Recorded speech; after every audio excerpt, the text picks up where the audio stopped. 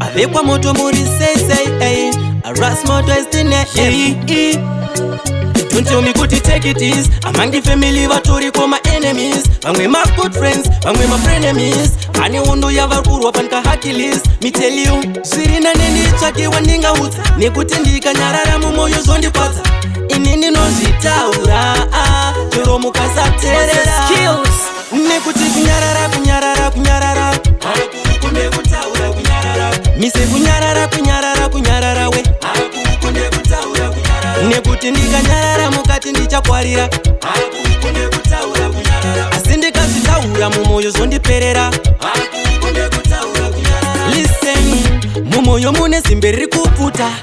Mutori nezibundu riri kufuta Unacha wakona wangu ukamublutika Zirina neungo muudzi Ziri kuitika inzwa Vatinoswera navo ndidzo mandu Inini andikone mchengeta tumbu Kunyepa kunyarara kukunde dudu Akukunde dudu Nekuti mukakiyana mangwana mujasiyana Mukuru ndiyani Yeyi Asimukango nyarara Ajazokuma kuitwa mudiki ndiyani Yeyi Pamwe pachuchi nguzitaura Zichida zokuperera Ukazinyarara Uchenjere zitakurira Skills Nekuti kunyarara kunyarara kunyarara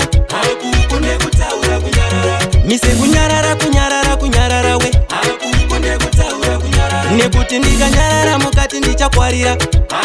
Nekutaura kunyarara Asindika zitaura mumoyo zondiperera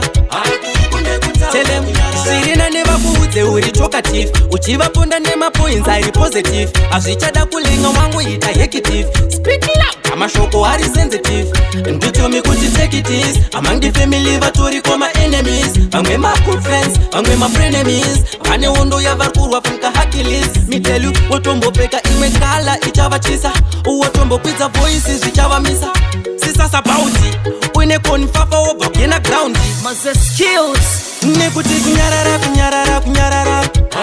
Nekutaura kunyarara Mise kunyarara kunyarara kunyarara we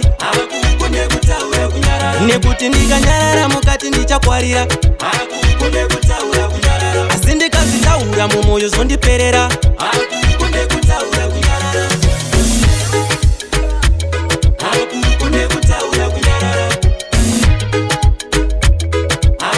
Nekutaura kunyarara